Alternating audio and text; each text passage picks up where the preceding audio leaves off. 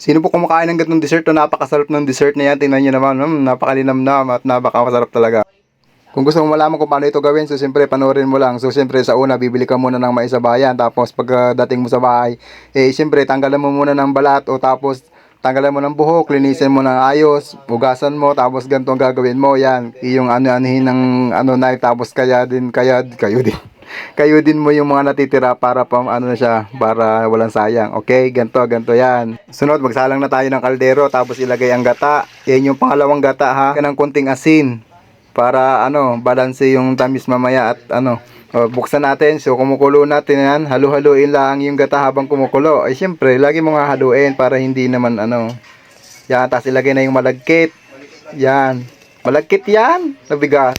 O tapos halo-halo lang uli, halo-halo para hindi dumikit at hindi magtutong. O, hintayin mo lang kumulo ng kumulo yan. Tapos sunod, ilagay mo na aring mais na inano mo kanina, niyad-yad mo kanina. Yan, ilagay mo na yan, ubusin mo na. Ay ano pagkagagawin mo sa tira diyan kung hindi mo ubusin? Ay dapat ubusin mo na yan lahat. Ano ka naman, siyempre. Tapos halu-haluin mo na naman, yung ganyan, halo-halo, tinan mo, at ninilaw na yan. Ganyan lang, di kayo pagkakadali. Tapos ilagay mo na yung unang gata, yan, malapot na gata na yan. Tapos siyempre, ang gagawin mo, halu-haluin mo na naman. Bigyan natin ng konti, sayang naman. Eh di siyempre, sayang din yan, pera din yan.